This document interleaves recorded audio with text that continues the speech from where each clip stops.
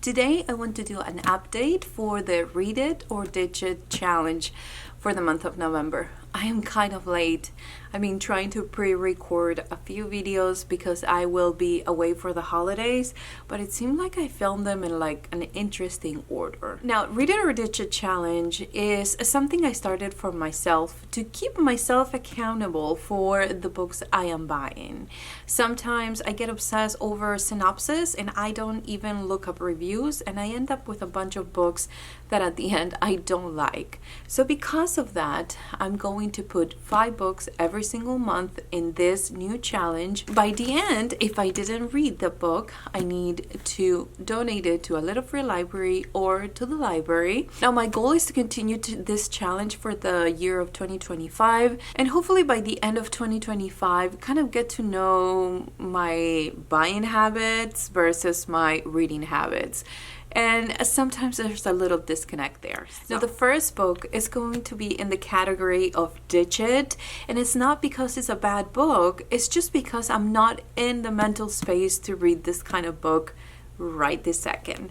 And is by Dan Simmons. And it's called Un Verano Tenebroso.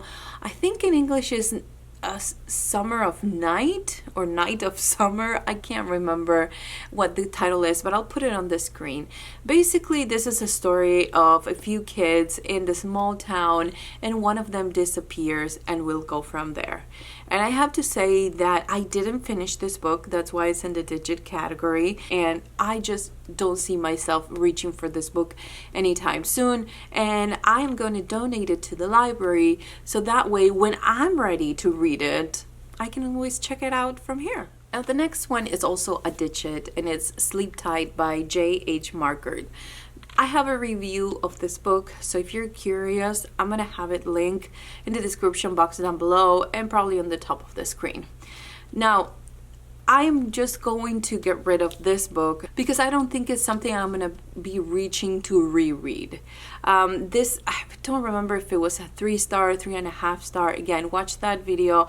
It's just that the themes that are included as a shock factor or as a scary factor is religion and mental health. And I felt like the story itself was, interesting enough to keep me reading, and I did finish it.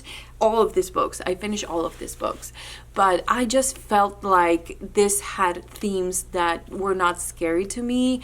I didn't find them thrilling, and I know that there's a lot of people out there that really enjoy this book, so I'm gonna donate it to the library, and that way more people can borrow this book. We don't own it ourselves here, so that way I am just sharing a little bit of the love. However, this was not a thrilling book. It was a little bit more of police procedural that I like in my thrillers, but definitely something that I can see other people reach for. Lastly, and out of 5 books, I'm ditching 3, is Things We Do in the Dark by Jennifer Hillier. I mentioned this book. It starts with a scene where there's a younger woman with something in her hand, clothes is full of blood, and her husband is laying in the tub. And of course the police gets there and like, oh, did you do this? And she says something like, I don't know, or I don't remember. And that's where the story begins. This is not a thriller, and it's not a mystery. Maybe it's more of a thriller, but kind of on the domestic side of things. And it's about their secrets, her secrets, her husband's secrets, and a lot really that is very nicely crafted. It is well written. I have nothing to say against that, but my only problem with this book was that it didn't keep my attention because of what it was. Domestic thrillers are just, I feel like it's almost like gossiping or getting into other people's houses and kind of overhearing what they're saying. I just don't find the appeal to it, but I know a lot of people do. So this is going to go to a little free library because we do own it here at the library. Now, the 2 books that I read and I'm going to keep for this month is the first one, The Sandown Motel by Simone St. James. And this is a paranormal thriller, I would call it, but it's almost more like an investigation. I'll tell you more about it in my review. Again, it's already up if you want to check it out. It will be linked down below. But basically, this is the story of a young girl in the 80s, I think 82, that she wants to move to New York. She ends up in this small town, and for some random reason, she ends up being the night clerk at the Sandown Motel. There's a lot of interesting things, inexplicable things that are happening at the Sandown Motel, but eventually she disappears during one of her shifts. Then we fast forward to the year 2017, where her niece, who just lost her mom, she decides to go to this town and investigate what really happened to her aunt that she never met. And it's kind of a double timeline, which I really do enjoy in this kind of books. It does have a supernatural element, but at the end, it ties down to what really was happening in the living world.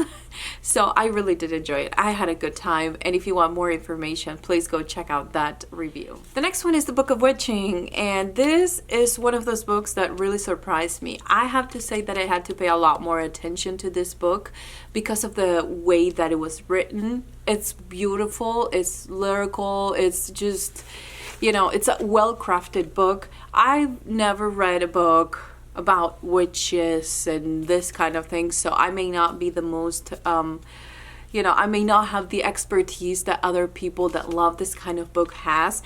I will have a full review of this, but I just want to say that I loved it enough to keep it, not only finish it, but also keep it in my collection. So that is it for my Read It or Ditch It challenge.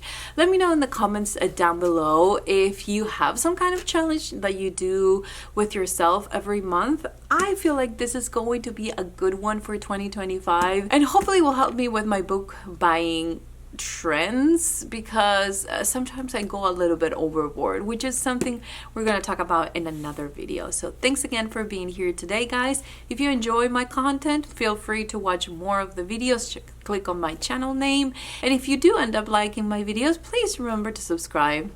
Thanks again for watching. I'll see you guys next time.